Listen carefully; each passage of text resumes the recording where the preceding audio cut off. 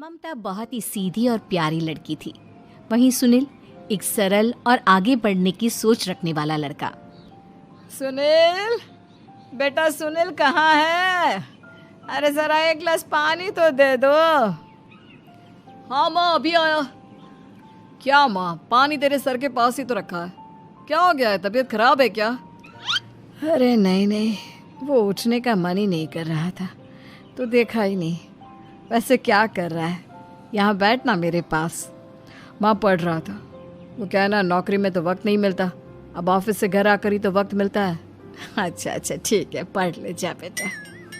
सुनील पढ़ लिख कर और आगे बढ़ना चाहता था, लेकिन माँ की तबीयत खराब देखकर सोचता है कि शादी ही कर ले।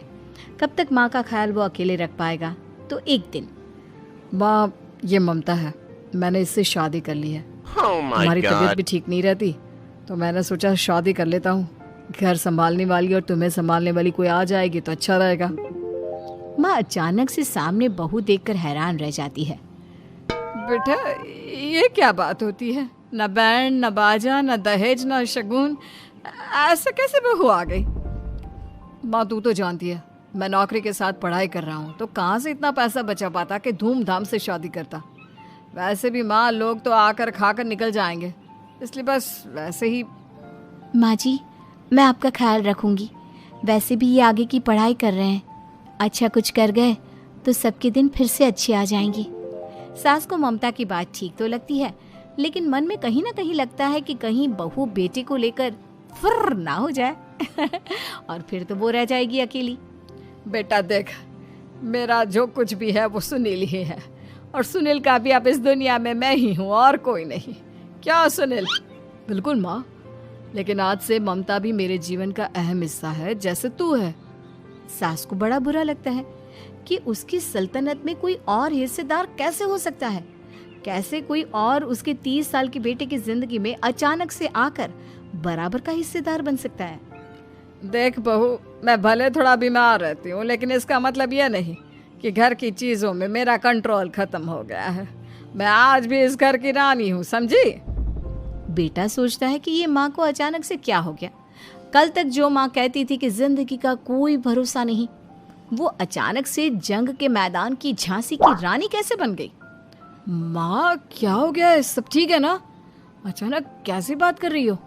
ममता का आज पहला दिन है, स्वागत करो उसका। आसपास की आंटियों को बुलाओ, नई दुल्हन की मुंह दिखाए करवाओ। खैर, सास होने का फर्ज निभाती है और बाद में एक सहेली के साथ बाहर निकल जाती है। क्यों रे, बताया नहीं कि बेटे का ब्याह कर रही हो? वैसे तो सारा दिन हम ही में घुसी रहती हो। अरे मुझे भी तो अभी पता चला, यूं अचानक सर पर लेकर आ गया। कहता है बहू है माँ तुम्हारी, अब इसको भी इतना ही मैं प्यार करता हूँ जितना तुझे करता हूँ। लो जी, ये क्या बात हो गई? क्यों इतना प्यार करता है? अरे माँ का प्यार तो ज्यादा होता है। अब उसको तो कोई दूसरा पति मिल सकता है, लेकिन तुम ही बताओ, क्या माँ की ममता किसी और की हो सकती है? ना जी ना, बेटे को समझाओ ये बात। अरे क्या समझाऊं, मुझे तो खुद ही समझ में नहीं आ रहा कि क्या हो रहा है। जो बेटा कल तक माँ माँ करता था, अचानक से बीवी बीवी का राग आलाप रहा है। देखा, उसकी बीवी ना सुंदर और जवान है। सुंदरता के आगे तो एक से एक नहीं टिके, तो तेरा बेटा किस खेत की मूली है? सास को भी समझ में आ जाता है कि बहू की सुंदरता के आगे माँ का प्यार किसी काम का नहीं। उधर बीवी, ए जी, अम्मा जी सहेलियों को छोड़ने गई थी, अभी तक आई नहीं, हम देख आए क्या? अरे रहने दो ना, आ जाएंगी। कहाँ जाएंगी, उनकी आदत है, एक बार जाती है तो पूरी पंचायत खत्म करके ही आती है। अच्छा ही है, खाना वाना खा कर गई होगी।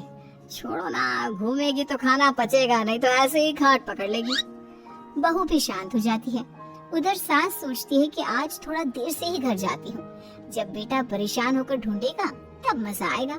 बीवी को खुद ही पता चल जाएगा कि माँ के आगे उसकी दाल नहीं गलेगी। लेकिन वहीं दूसरी ओर घर पर, ए जी, माँ जी अभी भी नहीं आई। हमको तो घबराहट हो रही है कि क्या करें, जाकर पता करें किसी के घर। अच्छा, कहाँ जाओगी ये भी बता दो। पहला दिन है तुम्हारा इस घर में और एक ही दिन में मोहल्ला छानोगी क्या?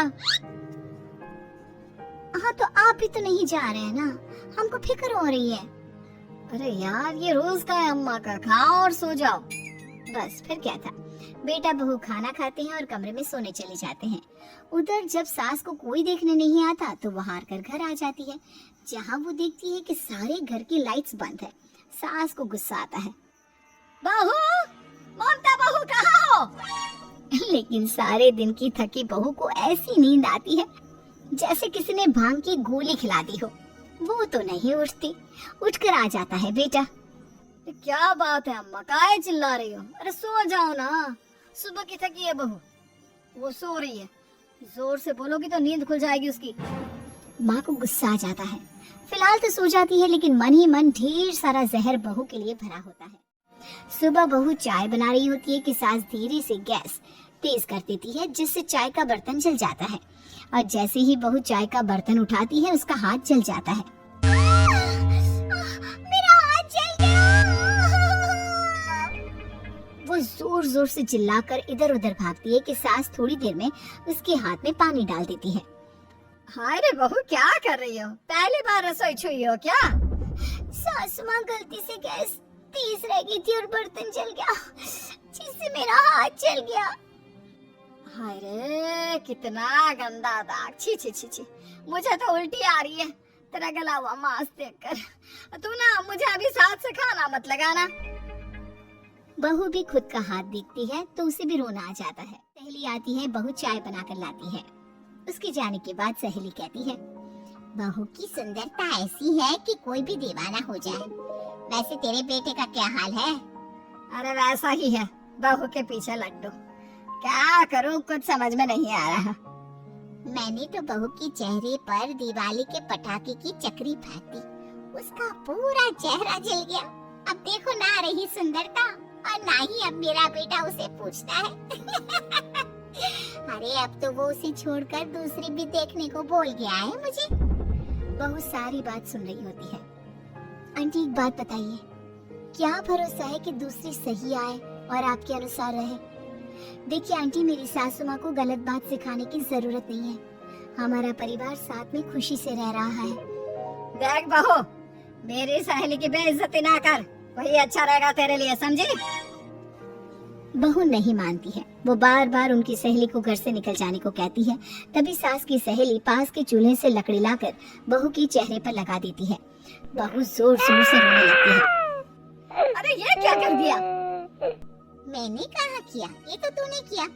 तू ही नहीं चाहती थी कि बहू बेटे के साथ रहे, भला मैं क्यों करूंगी? मैं तो चली, निपटा। बहू रो रही होती है, दर्द से चिल्ला रही होती है, लेकिन सास उसे डॉक्टर के पास नहीं ले जाती। तभी पति आता है। क्या हो गया ममता? ये दाग कैसे लगा? कैसे जली?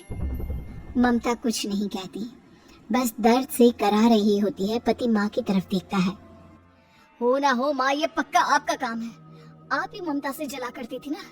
देखना माँ, अब पुलिस आएगी, केस बनेगा, लेकिन पहले मैं ममता को अस्पताल लेकर जा रहा हूँ। सभी अस्पताल जाते हैं, जहाँ डॉक्टर ममता की सास से कहते हैं,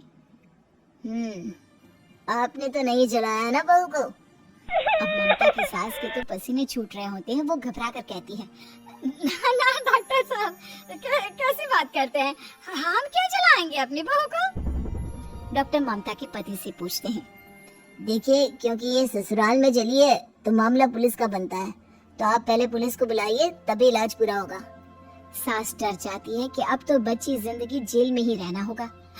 रहने दीजिए ना, पुलिस को क्यों बुलाना? सारी हंसी खत्म हो जाएगी जब पुलिस के डंडे पड़ेंगे।